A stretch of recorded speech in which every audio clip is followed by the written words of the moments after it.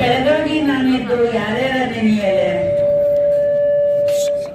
ಬೆಳಗಾಗಿ ನಾನೆದ್ದು ಯಾರ್ಯಾರ ನೆನೆಯಲೆ, ಎಳ್ಳು ಜೀರಿಗೆ ಬೆಳೆಯುವಂತ ಗುಂತಾಯಿನ ಎದ್ದೊಂದುಗಳಿಗೆ ನೆನೆದಿನ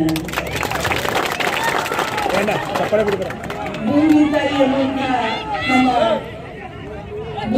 ಎನ್ನುವಂತ ನಮ್ಮ ತಾಯಿಯ ಹೃದಯದಲ್ಲಿ ನಮ್ಗೆಲ್ಲರನ್ನ ರೈತ ಬಾಂಧವರು, ರೈತ ಅಣ್ಣ ತಮ್ಮಂದಿರು, ಅಕ್ಕ ತಂಗಿಯರು ಪ್ರೀತಿ ಅನ್ನುವಂತಹ ಬೀಜವನ್ನ ಬಿತ್ತಿ ನಮ್ಗೆಲ್ಲ ಮಮತೆ ಅನ್ನುವಂತ ಅನ್ನವನ್ನ ಉಣಬಡಿಸುವಂತಹ ನೀವೆಲ್ಲ ಆ ಪರಮಾತ್ಮನಿಗೆ ಸರಿ ಸಮಾನರು.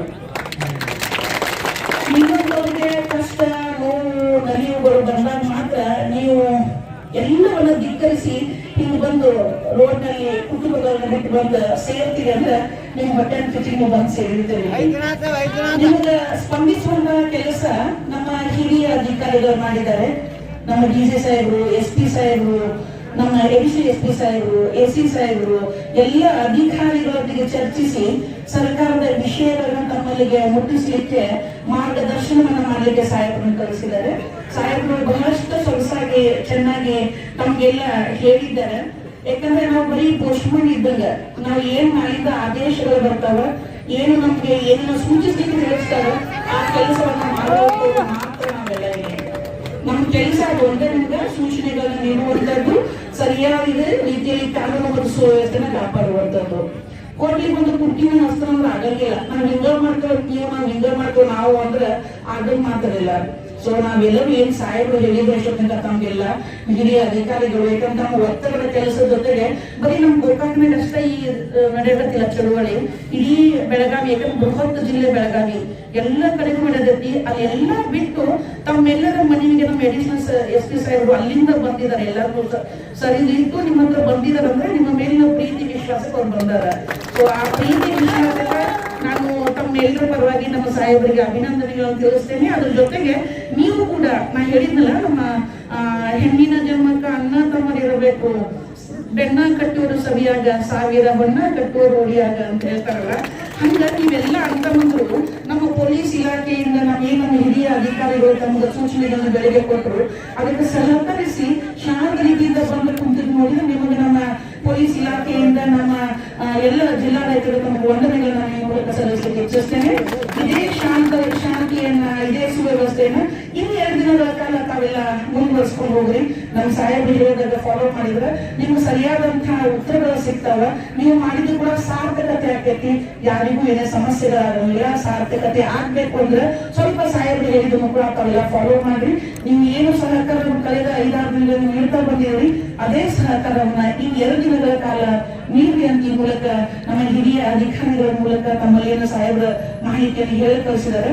ಆ ಮೂಲಕ ತಮ್ಮಲ್ಲಿ ವಿನಂತಿಸಿಕೊಳ್ತೇನೆ ನಾನು. ಮತ್ತು ಈ ಏನು ನಿಮ್ಗೆ ಚಳುವಳಿ ಏನು ಮಾಡ್ತಾ ಇರೋದಕ್ಕೆ ಜಯವಾಗ್ಲಿ, ಜೈ ಜವಾನ್ ಜೈ ಕಿಸಾನ್ ಅಂತ ಹೇಳಿ ಸುಮಾರು 50 ವರ್ಷಗಳ ಹಿಂದೆ ಹೇಳಿದ್ದಾರೆ. ಆ ರೀತಿ ನಿಮ್ಗೆಲ್ಲ ಜಯವಾಗ್ಲಿ. ಅನ್ನದಾತರಿದ್ದೀರಿ, ಯಾರು ಹೊಟ್ಟಿಲು ಹೊಡೆಯುವಂತಹ ಕೆಲಸ ಆಗೋದ್ಬೇಡ.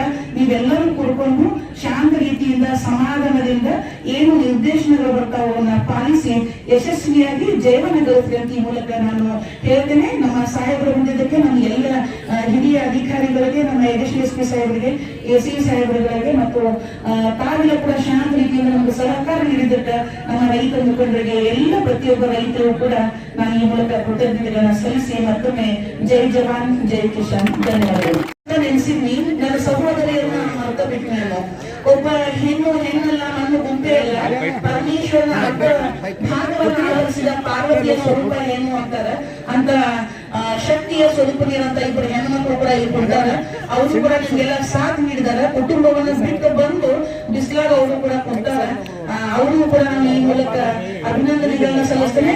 ಅವರು ಕೂಡ ಒಳ್ಳೆಯದಾಗಿ ಅಂತ ಹೇಳಿ. ಅದ್ರ ಜೊತೆಗೆ ಇನ್ನೊಂದು ವಿಶೇಷ ಅಂದ್ರೆ, ನಿಮ್ಮ ಹೊಟ್ಟಿಗೆ ನೀವು ಬಂದಿರಿ, ನಮ್ಮ ಹೊಟ್ಟಿಗೆ ನಾವು ಬಂದೇವಿ, ಇದೆಲ್ಲ ಸಹಜ.